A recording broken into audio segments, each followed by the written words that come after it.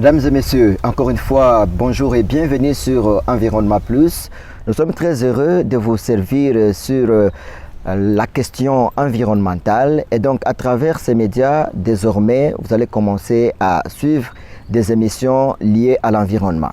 Nous avons aujourd'hui la chance de recevoir Monsieur Charles Tcheyamulopoué, c'est un expert, c'est un technicien, un homme de terrain. Et donc aujourd'hui nous parlons de la perte de la biodiversité et les conséquences qui peuvent en découler. Et là nous allons essayer de revenir sur ce qui s'est passé à Kinshasa. Donc vous l'avez peut-être entendu parler, Kinshasa a eu des inondations qui ont causé non seulement des morts mais aussi des pertes des habitats. Voilà pourquoi nous allons revenir sur cette question. Et vous allez en découvrir plus davantage.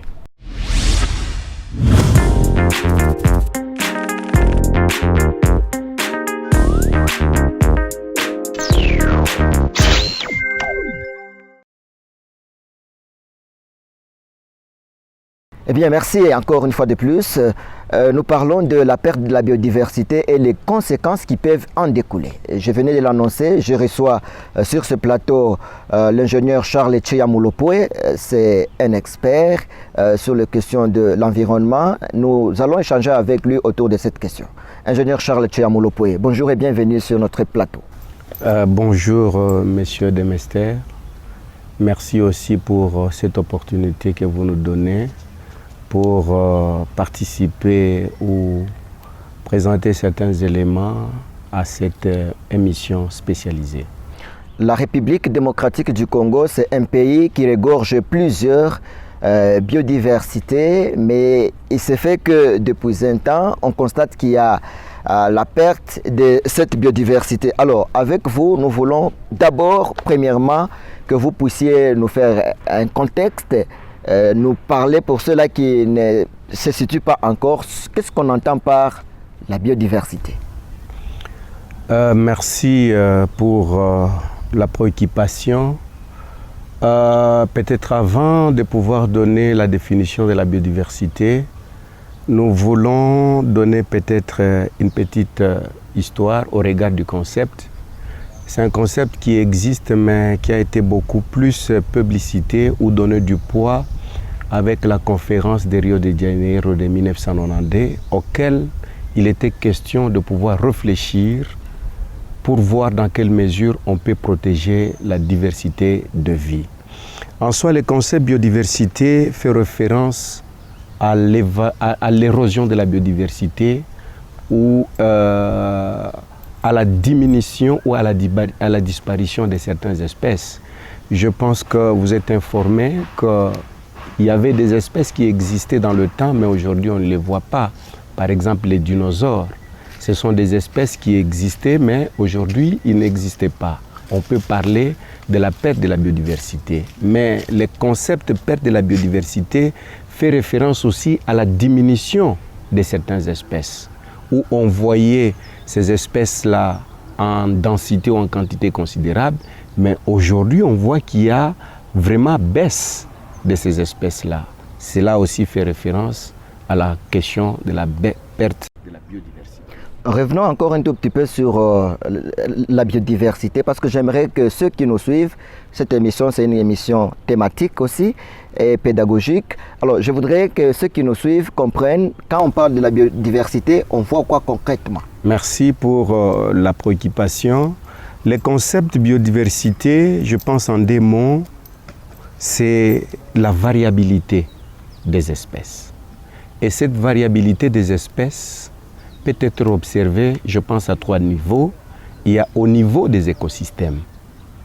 Au niveau des écosystèmes, on voit qu'il y a des espèces qui vivent dans les écosystèmes marins, mais il y a d'autres qui vivent dans les écosystèmes, par exemple, forestiers. Alors, cette variabilité des espèces, à ce niveau, on peut parler de la biodiversité, mais au-delà de ça, il y a aussi la variabilité des espèces au niveau de l'espèce elle-même. Prenons par exemple les espèces humaines. Il y a par exemple le blanc, il y a le jaune, il y a le noir. Cette variabilité-là des espèces, c'est qu'on parle de la biodiversité, mais aussi au niveau de caractère génétique, vous allez voir qu'une même espèce peut présenter autant de caractères génétiques. Donc, le concept biodiversité, comme je l'ai dit au début, c'est la variabilité des espèces, mais ça peut être au niveau des écosystèmes, au niveau des espèces ou entre une espèce. Alors, prenons un cas très spécifique pour la province du Haut-Katanga. Est-ce que vous pouvez nous parler de la biodiversité qui jadis était très visible et aujourd'hui on ne sait plus le voir, et surtout nous dire pourquoi cette biodiversité a disparu? Merci. Par exemple, dans le contexte du Katanga, dire qu'il y a quand même certaines espèces, peut-être les noms nous échappent, qui vivaient beaucoup plus dans des zones minéralisées. Je pense qu'avec l'exploitation minière, cette espèce est presque disparue et on les trouvait beaucoup plus au niveau de gisements des Kalukuluku, mais on ne les voit plus.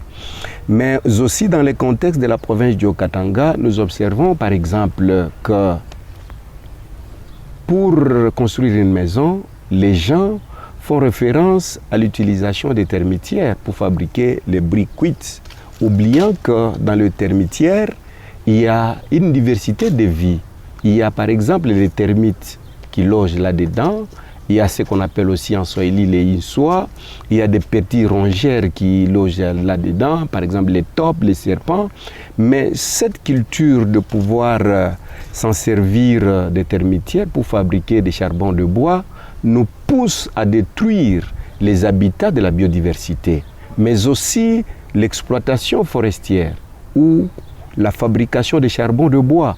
On est en train de déranger ou de fragmenter les habitats d'une diversité de vie et par conséquent, on observe la diminution de certaines espèces. Peut-être d'ici dans les années à venir, on va observer la perte de certaines biodiversités auxquelles l'UICN, qui est l'Union internationale pour la conservation de la nature, va les enregistrer sur la liste noire. Alors, rouge plutôt. Monsieur Charlet, parce qu'il faudra quand même être concret. Vous savez, il y a une décennie, la province du Haut-Katanga, de manière particulière, je voudrais parler de la ville de Lubumbashi, n'avait pas une population galopante comme on le constate aujourd'hui. Mais cela peut avoir aussi de l'impact sur d'autres espèces vitales. Effectivement, lorsqu'il y a accroissement de la démographie, il y a des problèmes qui se posent. Par exemple, le problème lié à la sécurité alimentaire, mais aussi les problèmes d'ordre économique et financier. C'est pourquoi on voit aujourd'hui autour de la ville de Lubumbashi, il y a des campements des individus qui vont dans la brousse pour pouvoir fabriquer les charbons de bois.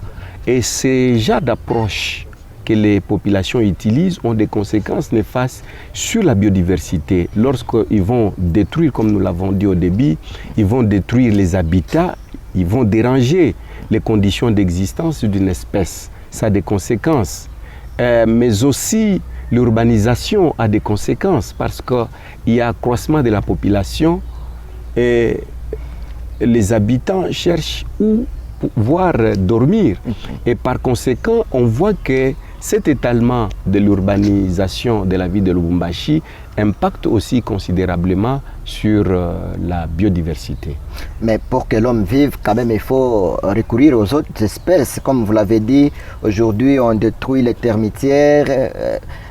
Pour survivre, l'homme a besoin quand même de s'attraper un animal, a besoin de s'attraper les insois, les macalos. Mais alors que, en vous entendant parler, c'est comme qui dirait que ces autres espèces-là ont de l'équilibre sur l'homme, l'être humain qui est aussi dans la diversité. Je pense que s'il faut placer un mot par rapport à ça, ce qu'il faudra retenir est qu'il y a une loi de la nature auquel on ne peut pas empêcher à l'homme de pouvoir s'en servir de cette biodiversité ou de pouvoir s'en servir de ressources naturelles. Mais il doit s'inscrire dans une approche de durabilité.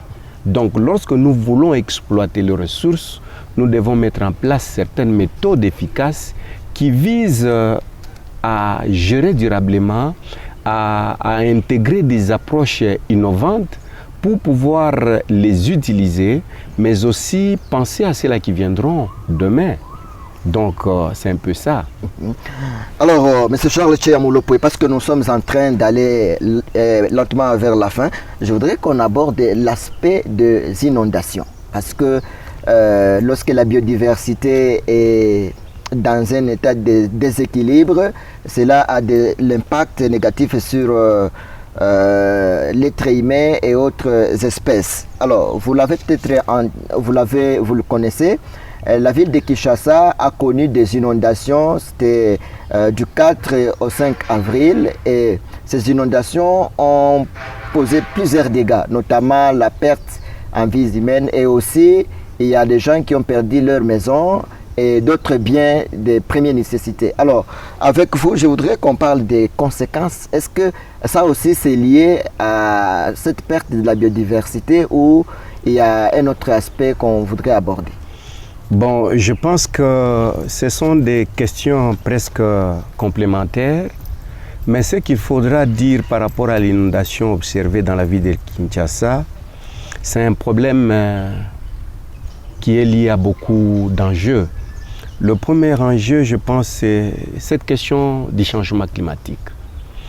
La question du changement climatique fait qu'on puisse observer certaines catastrophes naturelles, comme on l'a observé dans la ville de Kinshasa et qui a impacté considérablement sur l'existence de l'homme. Mais aussi, au-delà de ça, il y a un problème de gestion de l'environnement. Et je pense que lorsque, par exemple, la question des déchets n'est pas bonne, parfois les caniveaux ont rempli, et lorsqu'il y a de fortes pluies, l'eau ne sait pas comment se comporter et par conséquent, l'eau est bloquée et ça peut causer des inondations. Mais aussi, on observe aussi autour de la ville de Kinshasa la déforestation. Et la déforestation, mais aussi c'est un mégapole où on voit aujourd'hui la présence des sociétés industrielles. Donc la mauvaise gestion des déchets, mais aussi cette surexploitation de la biomasse forestière et autres paramètres peuvent faire qu'en sorte qu'il y ait des inondations. Et nous l'avons observé. Et je pense que ce sont des problèmes qui dérangent, mais qui nécessitent maintenant une bonne planification et des méthodes efficaces pour pouvoir gérer ce genre de catastrophes naturelles. Alors, comment y remédier?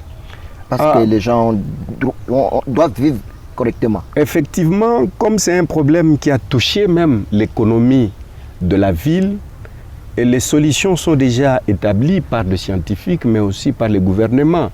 Et je pense que dans notre pays, nous avons la loi cadre qui définit les principes fondamentaux relatifs à la protection de l'environnement, qui constitue comme la base même de la gestion de l'environnement.